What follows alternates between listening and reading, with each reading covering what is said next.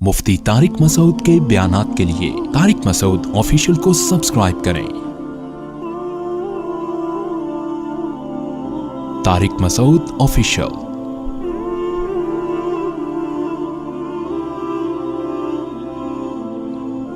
हदीस में आता है कि ईमान जो है ना उम्मीद और खौफ के दरमियान में है।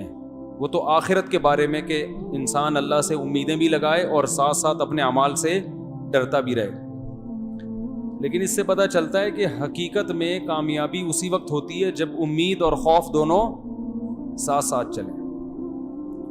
तो हम एक तरफ बेदीनी फैलती हुई देख रहे हैं, बेहयाई किस कदर तेज़ी से फैल रही है। लम्स यूनिवर्सिटी के कोई प्रोफेसर 2-4 दिन पहले आए, बताने लगे कि अल्लाह का इनकार सिखाया जा रहा है यूनिवर्सिटियों में, और ये जो इल्म यूनिवर्सिटियों में सिखाया जा रहा है ना, ये तकब्बुर पैदा कर रहा है। पहले इल्म सीखते थे तो तवाज़ो पैदा होती थी, अब इल्म से क्या हो रहा है? तकब्बुर। क्योंकि जिस माहौल में इल्म सिखाया जा रहा है वो माहौल उन लोगों का पैदा करता है जो खुदा को नहीं मानते। लिहाजा उस इल्म से इंसान में बदतमीजी, बेअदबी। आज एक साहब मुझे कहने लगे कि मुफ्ती साहब, बच्चे जितना एजुकेशन में आगे जा रहे हैं उतना ही बदतमीज बनते जा रहे हैं, बड़ों का अदब उनसे निकल गया है।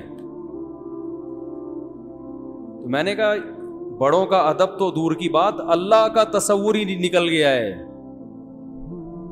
तो यूनिवर्सिटियों में जो है ना,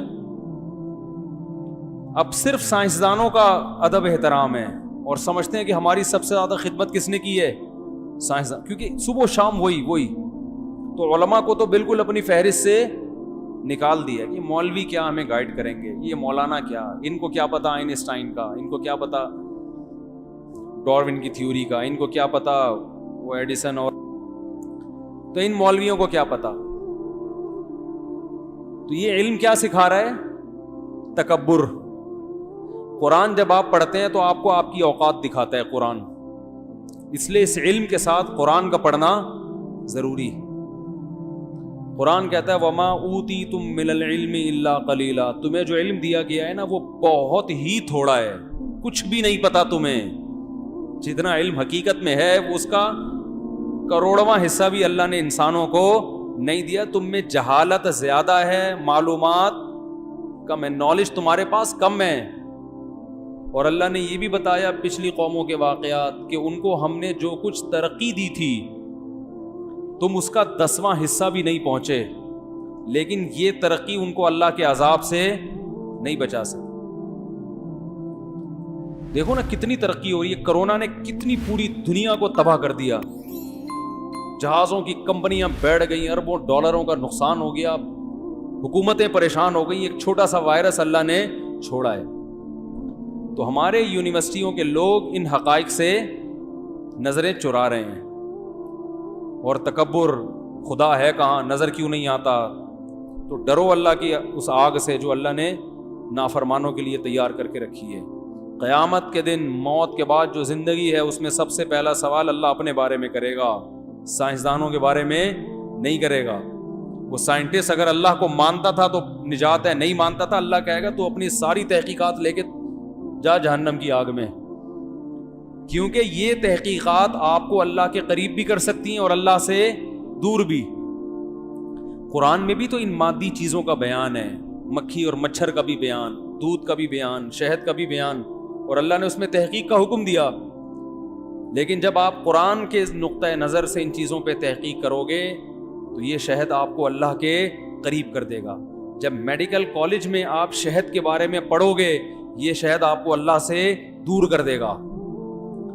मेडिकल कॉलेज में जब शहद का पढ़ोगे ना आप, शहद में क्या है, तो इंसान कहता है जब शिफा शहद में है तो अल्लाह से दुआ करने की क्या ज़रूरत है। जब एलर्जी का इलाज शहद में है या शहद से बनी हुई मेडिसिन में है तो अल्लाह का क्या मतलब है? सब कुछ तो इसमें है।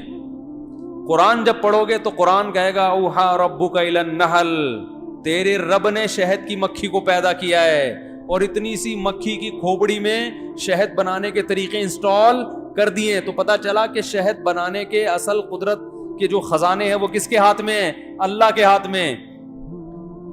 اور شہد میں شفا کس نے ڈالی ہے؟ اللہ نے. تو شفا اصل میں کس کے پاس ہے؟ اللہ کے پاس ہے.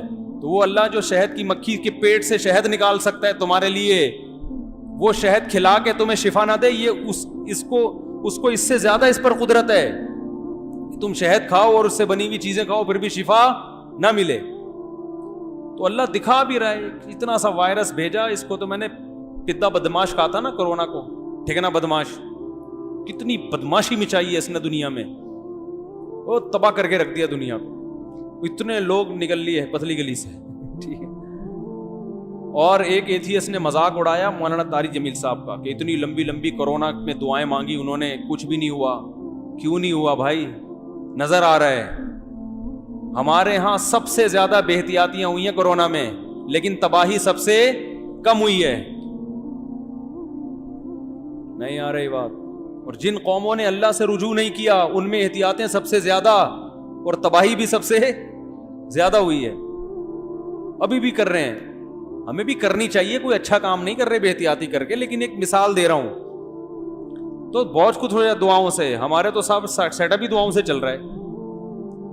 تو اللہ پہ یقین نہیں ہے تو ظاہر ہے تکبر, میں بس میں کرتے زندگی گزارتے ہیں. میں اور جو ہے وہ سائنس ٹیکنالوجی پر پورا ایمان.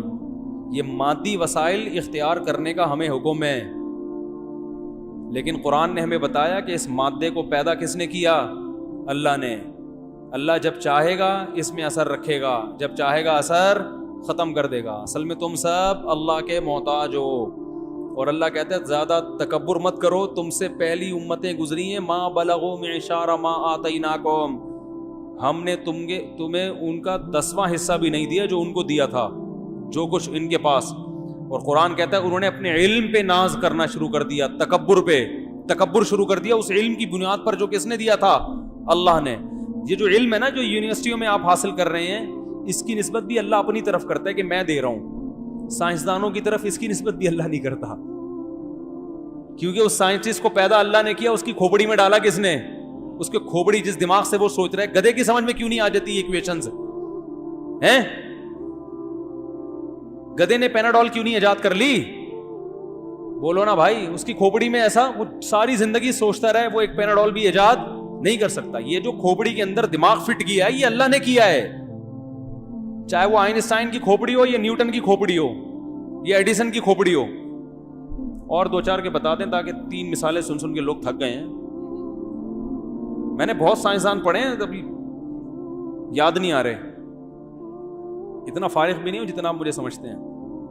خیر, ایک تو شعر مجھے ممبر پہ یاد نہیں آ رہا ہوتا, حالانکہ بہت سارے اشعار یاد ہوتے ہیں, ممبر پہ بیٹھو تو یاد ہی نہیں ہوتا. ایک دفعہ میں نے لوگوں کو بتایا کہ بستر پہ جب آپ لیٹتے ہیں تو سونے کی دعا, اور میں نے کہا میں یہ دعا 30 سال سے پڑھ رہا ہوں, بچپن سے, واقعی 30 سال سے. لوگوں نے پوچھا کیا دعا ہے, مجھے یاد ہی نہیں آ رہی, کیونکہ میں وہ پڑھتا ہوں جب سونے کے لیے لیٹتا ہوں. تو جو ماحول ہوتا ہے نا اسی میں وہ زبان پہ چڑھی ہوئی ہے, اس کے علاوہ وہ یاد ہی نہیں آ رہی کیا پڑھتا ہوں یار میں. تو ایسا ہوتا ہے کہ ماحول نہ ہونا تو پھر وہ چیز یاد نہیں آتی. تو اللہ رب العزت ان کی کھوپڑیوں میں بھی, اور اکثر علماء یہ کہتے ہیں, جو علماء سے میری مراد دینی علماء نہیں,